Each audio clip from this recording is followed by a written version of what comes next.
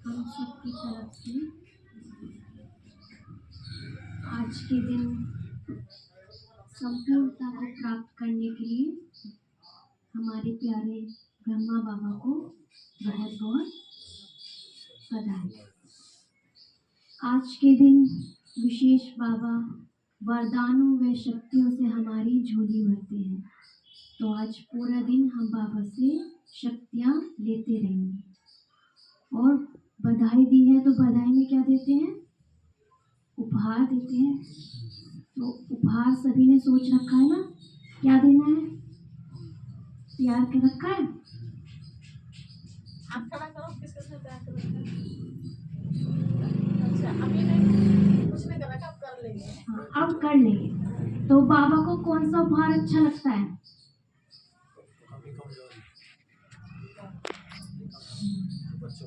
बाबा की आज हमसे क्या है? जो भी हम में कमियां हैं वो सब बाबा को दे दें, कुछ भी कमी हमारे अंदर रह ना। तो आज विचार करेंगे कि क्या कमी है जो बाबा को पसंद नहीं और अभी भी मैंने पकड़ी हुई है। तो जब हम बाबा को पुष्प अर्पित करेंगे तब बाबा को उपहार देंगे। हम मुरली में क्या सुनते हैं जो बाबा बार बार बोलते हैं? शिव बाबा बोलते हैं फॉलो फादर, है ना? यानी ब्रह्मा बाबा समान हमें बनना है। जो बाबा के गुण हैं उन्हें अपनी नजरों में रखकर हमें धारण करनी है ना? जो बाबा ने पुरुषार्थ किया, बाबा ने अपना सब कुछ किसे समर्पित कर दिया? शिव बाबा, है ना? धन संपत्ति तो करेगी, साथ साथ देह भी। बाबा ने कभी भी अपना देह अपना नहीं समझा कि ये देह भी किसका है? शिव बाबा का। ऐसे हमारा भी सब कुछ किसको समर्पित है? शिव बाबा। तो हम जहाँ भी रहते हैं वो क्या है? सेंटर है। सिर्फ यही सेंटर नहीं है, जहाँ भी हम आत्माएं रहते हैं वो क्या है? सेंटर है। और हम किसके भंडारे से खाते हैं? शिव बाबा के भंडारे से खाते हैं। तो जो भी सेंटर पे आता है वो किसका हक है? पहला शिव बाबा का हक है। तो मैं तो सिर्फ उसमें से निकाल रहा हूँ बाबा के, है ना? ऐसा समर्पित भाव नेचुरल हो, 1% भी संकल्प ना आए कि ये मेरा है या मेरी कमाई से आया है। बाबा के भंडारे से है और बाबा के भंडारे से मैं खा रहा हूँ, है ना? इतना समर्पण भाव, तभी हम ब्रह्मा बाप समान बनेंगे। दूसरा हम देखते हैं बाबा व्यर्थ मुक्त रहे। आज मुरली में भी बाबा ने व्यर्थ पर अटेंशन दिलाया। व्यर्थ मुक्त जीवन बाबा ने जिया। तो व्यर्थ का क्या काम है?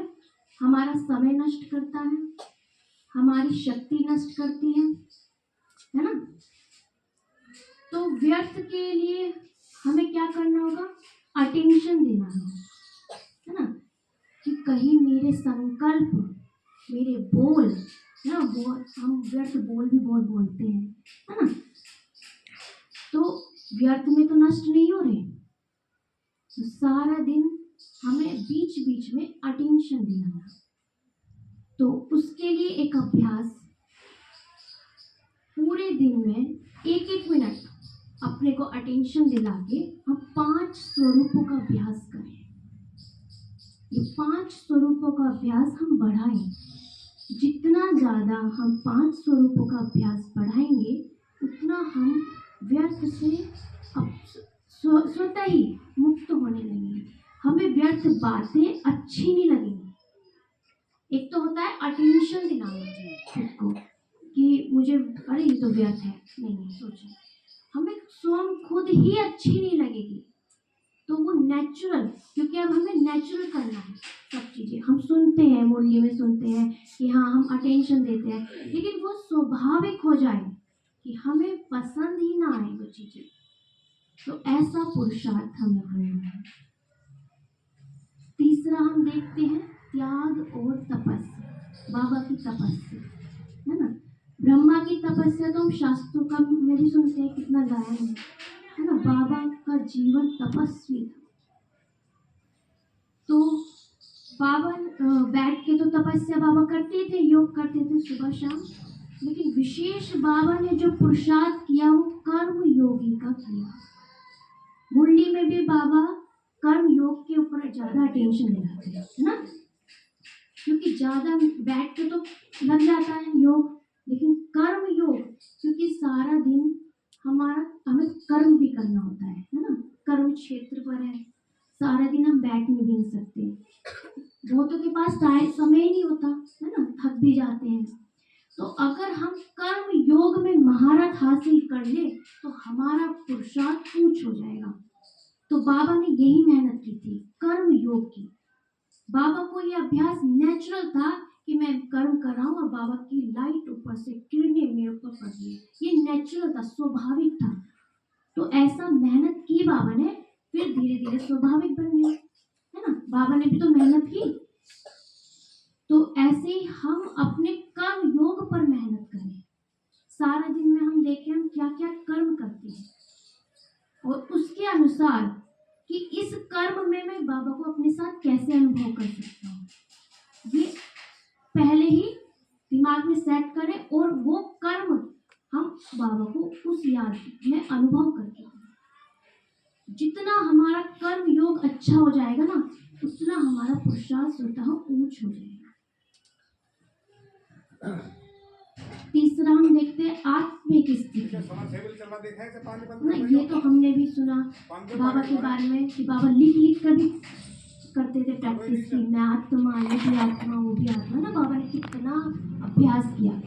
तो हमारी आत्मिक दृष्टि कितनी बनी, स्वयं को आत्मा देखना, जिससे हम बात कर रहे हैं उसे भी आत्मा देखना, ये चीजें हमारे अंदर कितनी आई है। अभी भी हम शरीर ही देखते हैं, भूल जाते हैं कि सामने वाला आत्मा है ना। तो ये कितना गहराई तक आया है हमारे अंदर, तभी तो हम बाबा जैसा बनेंगे। तो आत्मिक स्थिति का भी बाबा को नेचुरल स्वाभाविक था। हम पिछले दिनों मुरली में भी सुना होगा कि कुछ अनुभव बता रहे थे बाबा कि कोई बात भी करता था बाबा से तो ऐसा लगता नहीं था बाबा है सामने, एक पल यहाँ एक पल लगता है बाबा तो वतन में है। तो जो सामने बाबा के पास जाता उसे भी आत्मिक स्थिति का अनुभव होता। तो ऐसे हमें भी तो बनाना है, क्योंकि हमारे द्वारा तो बाबा प्रत्यक्ष होगा। तो बारीकी से हर चीज अपने अंदर लाना, जैसे दीदी बताई थी समय नजदीक आ रहा है, तो उस अनुसार हम कितने नजदीक हैं बाबा के, हमारे अंदर कितनी समानता है। तो जब ट्रेनिंग में थे हम, तो हमें एक अभ्यास कराया गया था आत्मिक स्थिति के लिए कि सामने वाले को जब आप बात करो तो यहाँ देख के बात करो और कहीं मत देखो, बस यहाँ देखो कि यहाँ ये आत्मा बैठी है और मैं इससे बात करूँ। सितारा देखो यहाँ पे चमकता, यहाँ पे ये आत्मा सितारा बैठी है, मैं इससे बात करूँ, शरीर नहीं दिखेगा, हमें कुछ नहीं दिखेगा, बस एक तक यहाँ देख के बात करते रहो। ये अभ्यास बार बार अटेंशन कि मैं आत्मा से बात कर रही हूँ, मैं आत्मा से बात कर रही हूँ। तो सबके मस्तक में देखना है, आगे से हम जब भी बात करें मस्तक में देख के बात करेंगे कि मैं आत्मा को देखूं। धीरे धीरे आप खुद बताएंगे ये बात कि मुझे तो नेचुरल हो गया, अब मुझे आत्मा ही देख, मैं तो यही आत्मा ही देखती हूँ, शरीर तो दिखता ही नहीं। ये हो जाता है जब हमें 20 दिन वहाँ तपस्या कराई गई, तो ये विशेष अटेंशन हमें बार बार दिलाया जाता था। तो बाद में हमने खुद अनुभव किया कि हम यही देखते थे और आत्मा दिखती थी, ये नेचुरल हो गया था हमारे अंदर। तो इसका मतलब ये सत्य है ना, ये सिर्फ ऐसे लिखी पड़ी बातें नहीं है, सत्य है ये कि हाँ हमें आत्मा दिखेगी, मतलब हमें नेचुरली हमारा हो जाएगा कि आत्मा से बात कर रहे हैं, मैं भी आत्मा, ये भी आत्मा। हमें याद रट्टा लगाने की जरूरत नहीं पड़ेगी, हमारे अंदर स्वाभाविक रूप से वो चीज आ जाएगी। और एक दादी जान की अनुभव बताती है ब्रह्मा बाबा के साथ का शायद आप लोगों ने सुना भी हो। तो एक बार दादी जानकी दिन में ही योग करके अपने कमरे की तरफ विश्राम करने जा रही थी। तो जब वो रेस्ट करने जा रही थी तो देखती है ब्रह्मा बाबा खुशी से डांस कर रहे हैं। तो वो देखती है और बाबा से पूछती है, बाबा आप डांस कर रहे हो? तो बाबा कहते हैं, बच्ची आज बाबा खुशी से डांस कर रहा है, आज बाबा अपने नारायणी नशे में है कि मैं भविष्य में नारायण बनने वाला हूँ। इस नशे में, इस खुशी में मैं डांस कर रहा हूँ, है ना। तो हम भविष्य में क्या बनने वाले हैं? देखो बाबा ने हमारे संकल्पों को सिद्धि के वरदान दिए। इस संगम युग पर आत्मिक स्थिति में स्थित होकर जो भी हम संकल्प करते हैं वो हमारा भविष्य बन जाता है। और ये सत्य है। किसके वचन है ये? भगवान के वचन है। तो हमारा भविष्य किसके हाथ में? हमारे, है ना। बाकी की कलम बाबा ने हमें दे दी। तो हमारे संकल्प इतने पावरफुल, इतने शक्तिशाली हैं। तो इसलिए तो बाबा व्यर्थ पे अटेंशन दिलाते हैं बार बार। क्यों?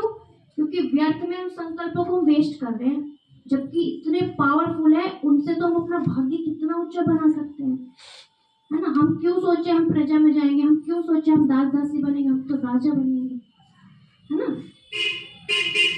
तो ये नशा रहे हर समय, मैं राजा ही बनूंगा। सत्युग में दुनिया वाले के लिए एक विनाश हो रहा है, लेकिन हमारे लिए क्या हो रहा है? हमारे लिए तो स्वर्ग आ रहा है ना। किसी को दुख है विनाश का, या घबराहट या डर? नहीं है ना। हमारे लिए तो हो रहा है, बाबा हमारे लिए तो करा रहा है ना। तो वो नशा हर समय, मैं सत्युग, अब मैं सत्युग में जाने वाली हूँ और मैं आत्मा राजा बनूंगी।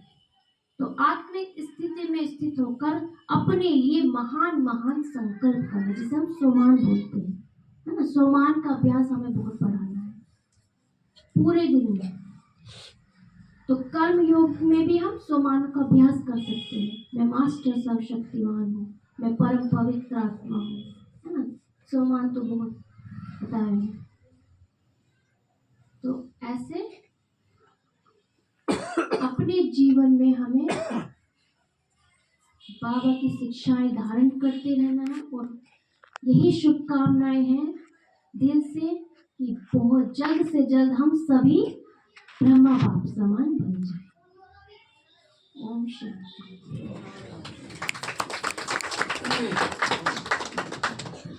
बहुत बहुत धन्यवाद आदरणीय सलोनी जी। हम अनुभव भी सुनना चाहेंगे। आज आप बाबा की गद्दी पर बैठ के योग कर रहे थे, तो पहले जैसा था या कुछ चेंज था?